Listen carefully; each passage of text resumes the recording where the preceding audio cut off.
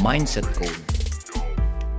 You know, there are American heroes who don't like this idea. Neil Armstrong, Gene Cernan have both testified against commercial spaceflight in the way that you're developing it, and I wonder what you think of that. I was very sad to see that, because those guys are, those guys are heroes of mine, so it's really tough. I wish they would come and visit and see the hardware that we're doing here. And I think that would change their mind. They inspired you to do this, didn't they? Yes. And to see them casting stones in your direction. It's difficult. Did you expect them to cheer you on? So they're hoping they would. What are you trying to prove to them? What I'm trying to do is to make a significant difference in spaceflight and help make spaceflight accessible to almost anyone. And I would hope for as much support in that direction as we can receive. Yeah, 2008, we had the third consecutive failure of the Falcon 1 rocket for SpaceX. Tesla almost went bankrupt. We closed our financing round 6 p.m. Christmas Eve, 2008. It was the last hour of the last day that it was possible. We would have gone bankrupt 2 days after Christmas otherwise.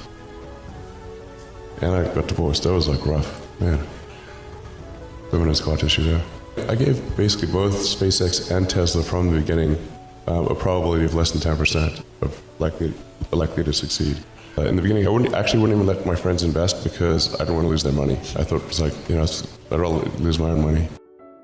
We almost did die at SpaceX actually. So I budgeted for 3 flights.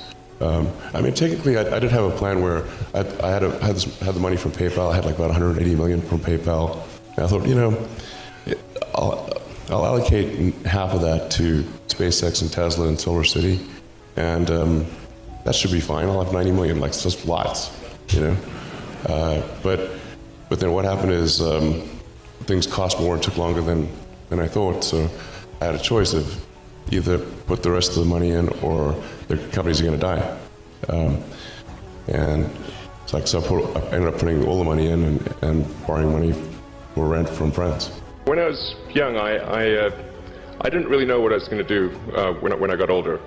People kept asking me, but then eventually I thought that the idea of inventing things would be really cool. And the reason I thought that was because I read a quote from Arthur C. Clarke, which said that a sufficiently advanced technology is indistinguishable from magic, and that's really true. If you go back, say 300 years, the things that we take for granted today would be you'd be burned at the stake for. Being able to fly, that's crazy. Being able to see over long distances, being able to communicate, having effectively with the internet a group mind of sorts, and having access to all the world's information instantly from almost anywhere on the earth. This is stuff that really would be magic, or would be considered magic in times past. In fact, I think it actually goes beyond that, because there are many things that we take for granted today that weren't even imagined in times past. They weren't even in the realm of magic. So it actually goes beyond that. So I thought, well, if I can do some of those things, basically if I can advance technology, then that's like magic, and that would be really cool. And I always had sort of a slight existential crisis, because I was trying to figure out what does it all mean? Like, what's the purpose of things? And I came to the conclusion that if we can advance the knowledge of the world, if we can do things that expand the scope and scale of consciousness, then we're better able to ask the right questions and become more enlightened, and that's really the only way forward. Even if you're the best, there's always a chance of failure. So I think it's important that you really like whatever you're doing. If you don't like it, life is too short. If you like what you're doing, you think about it even when you're not working. I mean, it's something that your mind is drawn to. And if you don't like it, you just really can't make it work, I think.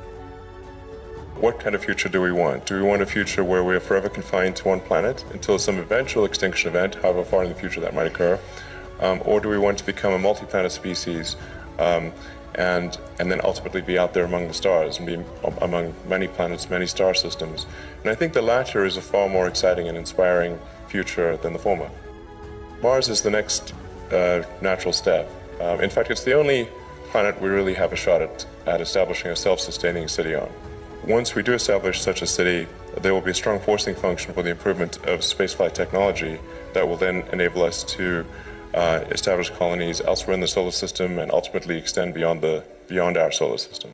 What gets me more excited is the fact that this would be an incredible adventure.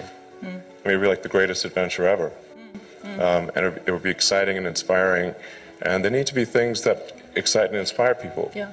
You have to be, reasons why you get up in the morning. It can't just be solving problems. It's got to be, something great's going to happen in the future. It's really a mindset. You have to decide, we're going to try to do things differently, well, provided that they're better. You shouldn't do things differently just because they're different. They need to be different and better. But I think you just have to sort of decide, let's think beyond the normal stuff and have an environment where that sort of thinking is encouraged and rewarded, and where it's okay to fail as well. Because when you try new things, you try this idea, that idea, well, a large number of them are not going to work. And that has to be okay. If every time somebody comes up with an idea that has to be successful, you're not going to get people coming up with ideas. SpaceX is alive by the skin of its teeth, so is Tesla. If things had just gone a little bit the other way, both companies would be dead. And I like one of the most difficult choices I've ever faced in life was in 2008. I think I had maybe $30 million left, or $30 or $40 million left in 2008. And I had two choices. I could put it all into one company, and then the other company would definitely die, or split it between the two companies. But if I split it between the two companies, then both might die. And when you put your blood, sweat, and tears into creating something, building something, it's like a child. Am I going to let one starve to death? I can bring myself to do it, so I